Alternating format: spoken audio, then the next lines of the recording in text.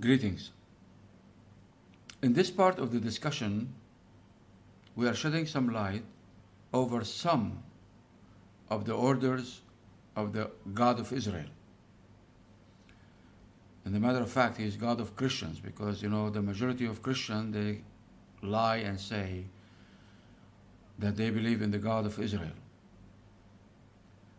All right. Let's go to, in the book of Deuteronomy, we are still in chapter 21.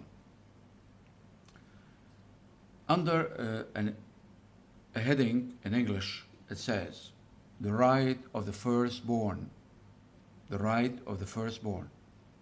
Why I'm bringing this right now? Well, it's one of the commands of the Lord, of God, of Israel.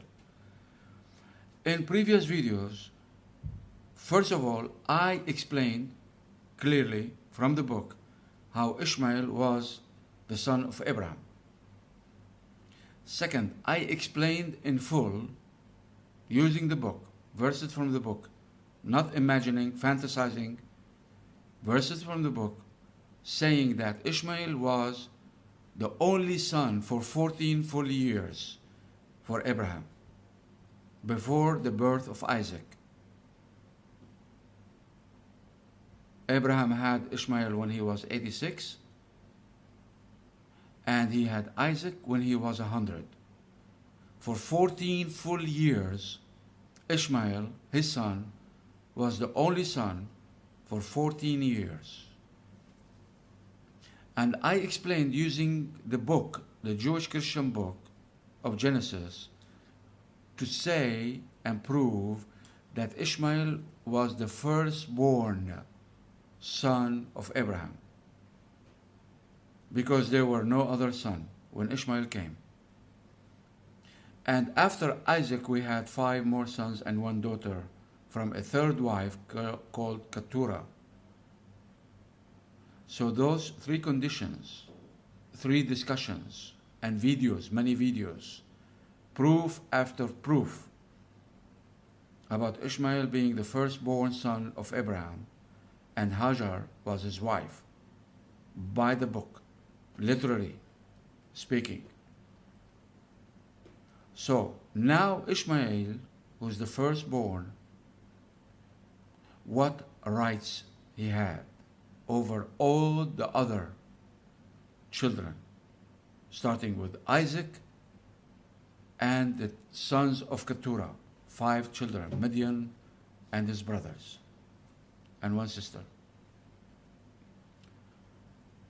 In this part of the Deuteronomy, verse 15 says, under the right of the firstborn, we need to know the rights. If a man has 2 wives, and he loves one but not the other, and both bear him sons, but the firstborn is the son of the wife he does not love. So this is the situation. Let's backtrack. Abraham married Sarai. For the longest time, she could not bear any children. She was barren. And then, when Abraham was given a gift from the king of Egypt, a lady named Hagar, and she became a maidservant, according to the book, maidservant. I don't think Abraham, the prophet, the father of the prophets, would take a servant anyway. But let's say maidservant. And then Sarai wished Abraham to marry Hagar, so she may have children from her. This happened also with the wives of Jacob, the 2 sisters. They gave Jacob their 2 maidservants in hope that they may bring children to Jacob. The same situation like his grandfather. And this didn't disturb the Israeli and the Christians. But Hagar disturbed the Israeli and the Christians with their stupidity. They are not supposed to be disturbed. This is normal. So now Ishmael is the firstborn to Abraham. And God came and said to Abraham, I'm going to give you the land from the Wadi of Egypt and the Nile, the river of Egypt, to the great river, the Euphrates, in Iraq. Now, if we say that all his children, Ishmael and Isaac, had rights in the land, in this land, that the Lord promised to Abraham, but Ishmael is the firstborn. So what are the rights of Ishmael, the firstborn, versus the rights of Isaac, the one who was born 14 years after Ishmael became a young man, 14, teenager. Verse 16 says, and here we said that even if he married two wives, and the firstborn was from the wife that he does not love. But that's not the situation with Abraham. But we are saying, we're reading, if a man has two wives, and he loves one, but not the other, and both bear him sons, but the firstborn is the son of the wife he does not love. That's not the case with Hagar. We don't have anything that says that Abraham did not love Hagar. But we are discussing the firstborn right. So, beside the point.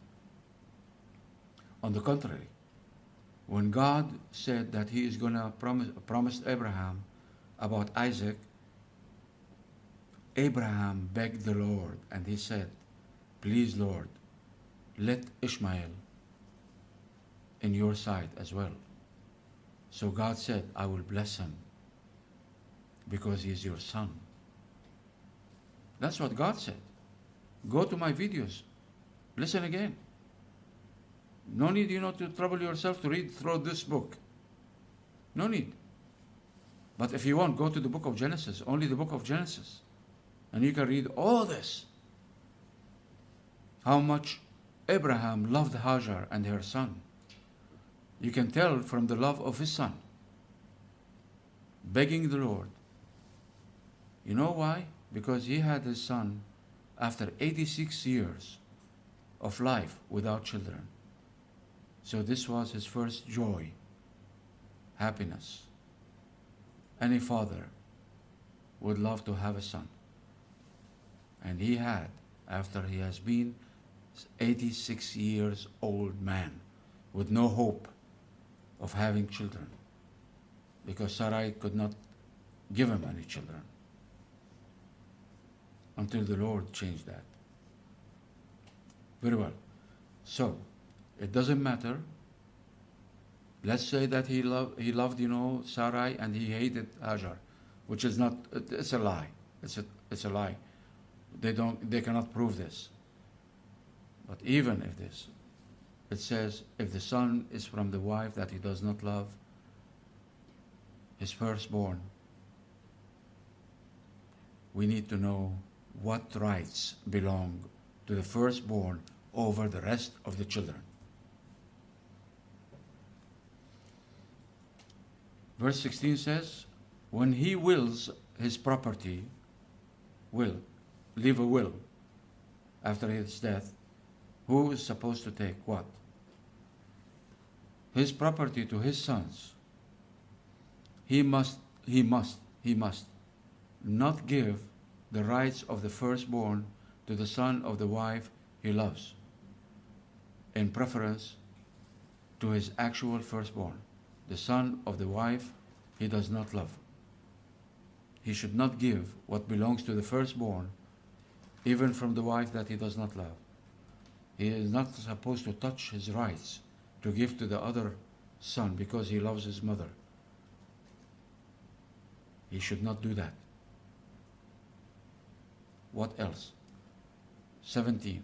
He must acknowledge the son of his unbeloved wife as the firstborn by giving him a double share. Double. of all he has.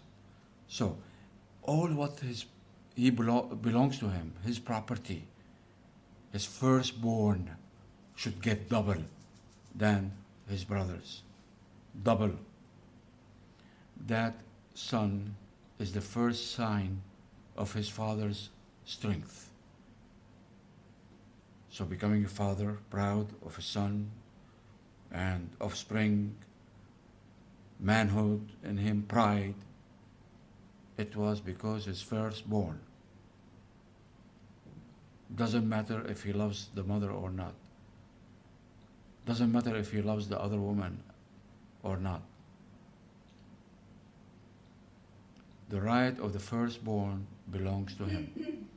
So the right of the firstborn should be kept intact, double than his brother. So if his brother takes $100, this firstborn deserves 200 or better. So Ishmael, according to the law, God is stating to the Israeli Jews, according to his law and his command, Ishmael deserved double than Isaac, because Ishmael was firstborn for 14 years before Isaac arrived and existed. All right, if there is a promised land from Wadi of Egypt to the Euphrates, double of that, so it should be divided into 3/3, 3 parts, 1/3 for Isaac, 1/3 for Isaac, 2/3 for Ishmael, double, according to the law of the Lord, God of Israel. Take care.